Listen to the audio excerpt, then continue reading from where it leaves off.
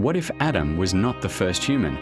What if, buried in the earliest pages of the Bible, lies a hidden story about a world and a people who existed long before Adam was formed from the dust? The Sunday school version of Genesis tells us that Adam was the very first man, created by God, and Eve the very first woman, the mother of all living. But across ancient traditions, apocryphal writings, and even within subtle hints in Scripture itself, there are traces of another possibility, that Adam was not the first, but rather the chosen one, a man set apart after a much older creation had already taken place. Let's begin where the Bible itself leaves us with a clue. Genesis 1 verse 26 says, "Then God said, let us make man in our image, in our likeness." And verse 27 continues, "So God created mankind in his own image, male and female he created them." Notice carefully, mankind, plural, was created in Genesis 1. Yet in Genesis 2, we suddenly have the story of Adam formed from the dust, placed in Eden, and given Eve as a companion.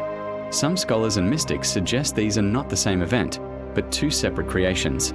The first, Genesis 1 humanity, represents a race of beings made in God's image, spread across the earth. The second, Genesis 2 humanity, represents Adam and Eve, created for a unique covenant, placed in Eden, and tied to the direct lineage leading to Christ. Could this mean there were humans before Adam? Ancient Jewish traditions speak of this mystery. In some Midrash writings, there are hints of worlds created and destroyed before this one. The Zohar, a mystical Jewish text, describes pre-Adamic beings as spirits of earlier worlds, whose memory lingers in creation. But perhaps the most striking idea is found in extra-biblical legends about Lilith. According to certain rabbinic traditions, before Eve, Adam had a first wife, Lilith, created from the same dust as he was. But she refused to submit to him and fled the garden. If Lilith truly existed, then Adam was not alone from the beginning. But Lilith herself may not have been the first. Some legends place her as part of an older race, existing even before Eden was planted. And then, there are the words of the prophets.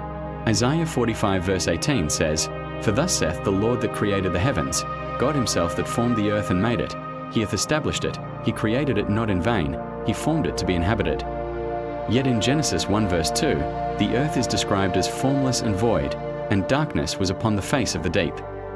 Why would a perfect God create the earth to be inhabited, yet find it desolate, empty, and chaotic before Adam?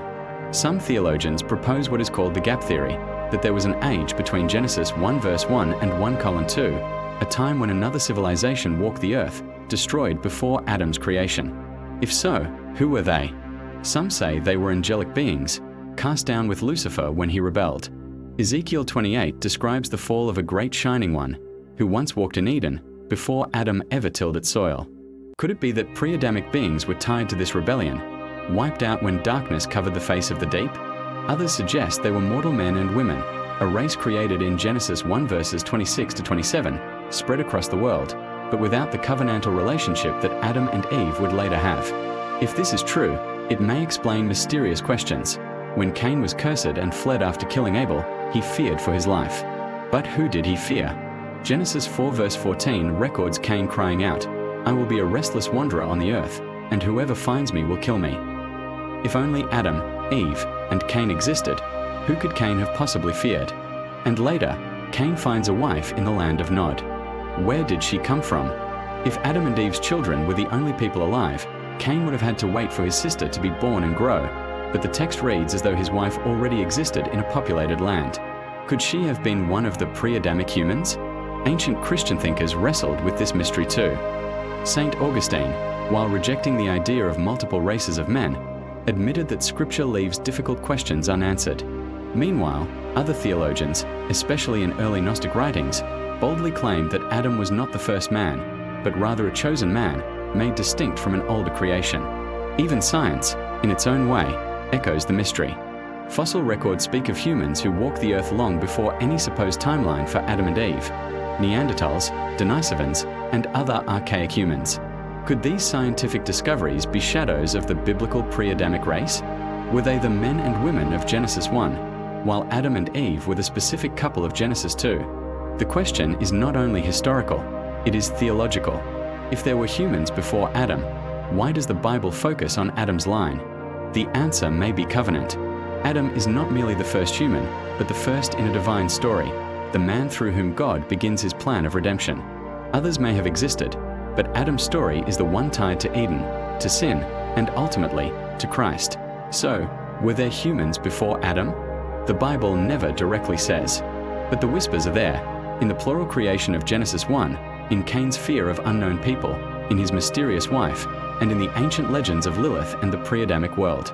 Perhaps Adam was not the first human to walk the earth, but the first chosen, the beginning of the story of covenant and salvation.